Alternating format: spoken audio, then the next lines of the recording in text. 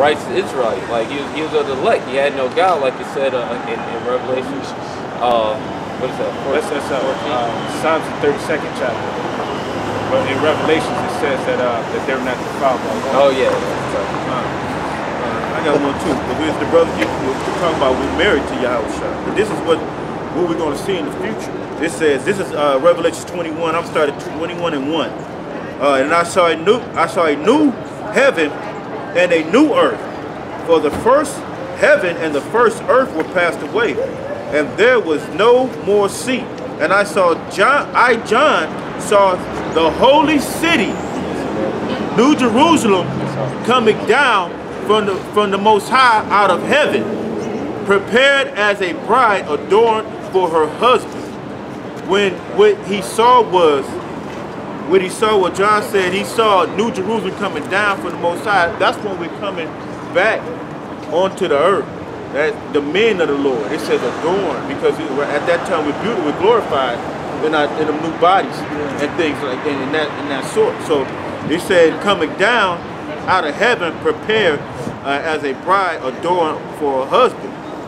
And I heard a great voice out of heaven saying, behold, the tabernacle of the Most High is with men, and he dwell with them, and they shall be his people, and his power, and the Most High himself shall be with them, and be their power.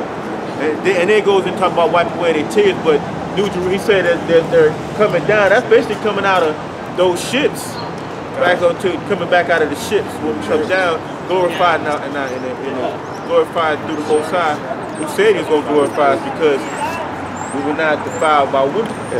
You know, you gave off the mold of clothing of this world. 1 to 3. Go ahead, Al. The brother got something.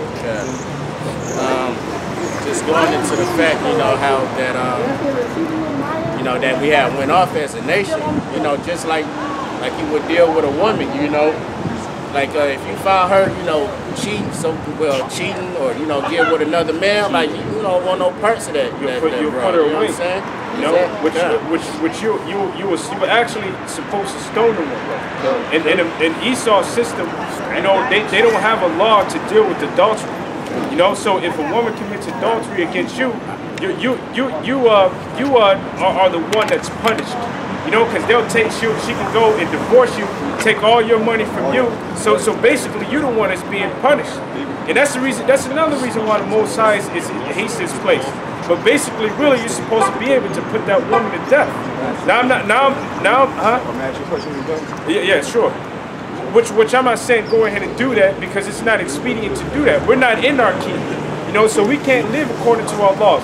Which once we get our kingdom, it ain't gonna be no adultery, it ain't gonna be no sinning, none of that, you know, because we're gonna be in a perfect mind.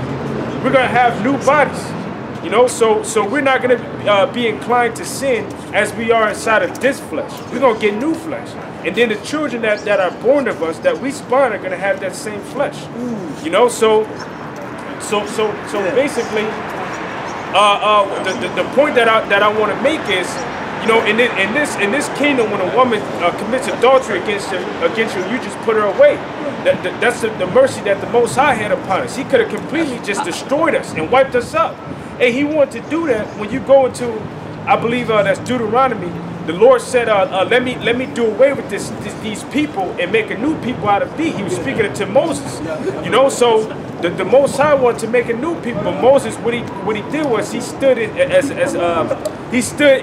a mediator to make intercession. You know, that's the reason why Moses said in Deuteronomy, the 18th chapter, he said, another prophet like unto me with the Most High raised unto you, hear ye him. Which that other prophet was talking about Yahushua. So what the Lord is doing, he stood as a mediator. You know, what he did was he set up Yahushua to be a mediator.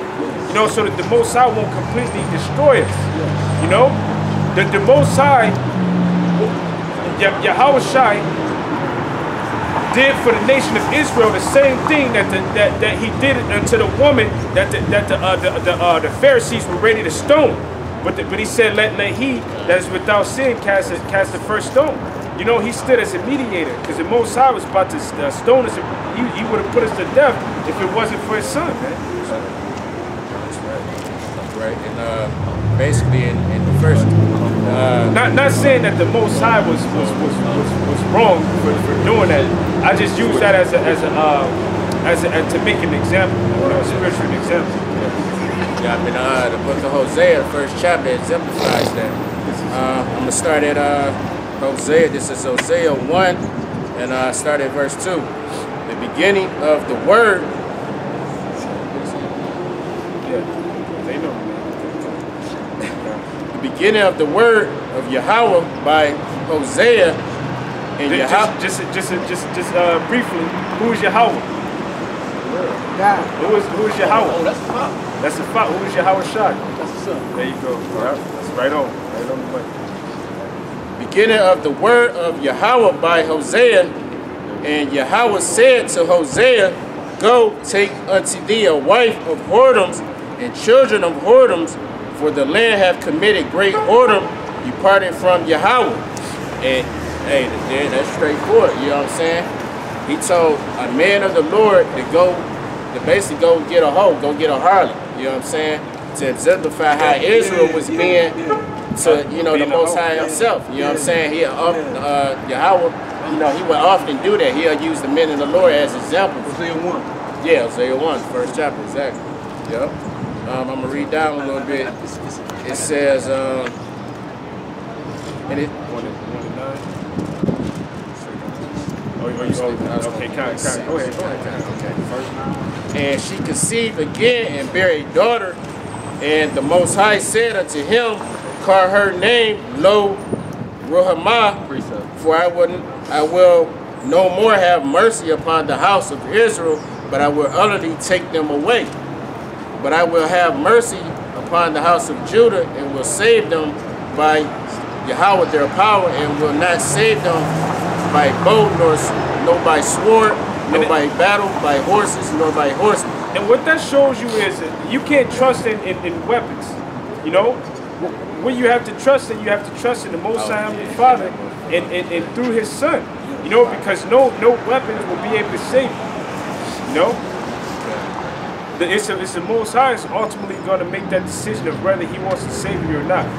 Go ahead. It says, now when she had weaned Lo Ruhamah, she conceived and bare a son. Then said the Most High, call his name Lo-Ami, which the word Lo-Ami means, it goes into the Hebrew, the word La, because there's no O in the Hebrew. It will be La. La means not, or La'ah. La'ah, I'm Yah. That's how you would say it in the Hebrew, a Most High person, whoever smoking that shit. Yeah. The La'ah, I'm Yah, which means not, I'm Yah. I mean, La'ah means no or not. I'm Yah means people. So not people. So the Lord said unto the children of Israel that you are not my people. Go ahead.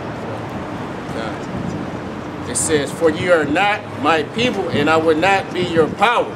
So, for a certain dispensation of time, the Most High, he put us away.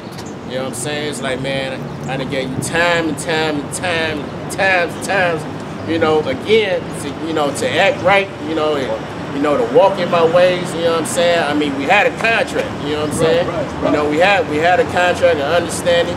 I kept going off, serving other guys, you know what I'm saying? Then when you get in the rut, you want to scream, to the Heavenly Father. That happens today. Exactly, I was going to say that, that happens today,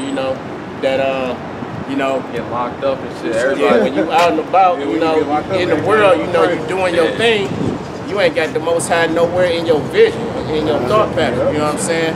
But when you get in the rut, you lose a job, you women leave, or, bills piling up, or, you get locked up with something, then you run to the Bible, you know what I'm saying? And it ain't supposed to be like that, You pray every day. Exactly, pray without ceasing. Right, exactly. Because they say what they say in the world, you got to fill up your spiritual bank or something like that. You gotta keep, but you got to have prevention before anything happens that goes down. That's what you got to understand. That's what's going. If you just start praying when it go down, which we all have did before, and when it go down, but the Most High, sometimes the Most High even give you that, get you out of that at that instant. You know what I mean? But then he let you suffer. You don't come to me until you need. When I told you I gave you the scriptures. That's why this scripture is going right into it. This is James 1 and I'm gonna start at 19. It says, wherefore my brethren, wherefore my beloved brethren, let every man be swift to hear, slow to speak, slow to wrath. For the wrath of man worketh not the righteous of the Most High. So what man do is it's basically what man do don't say swift to speak. Yeah. Swift to hear.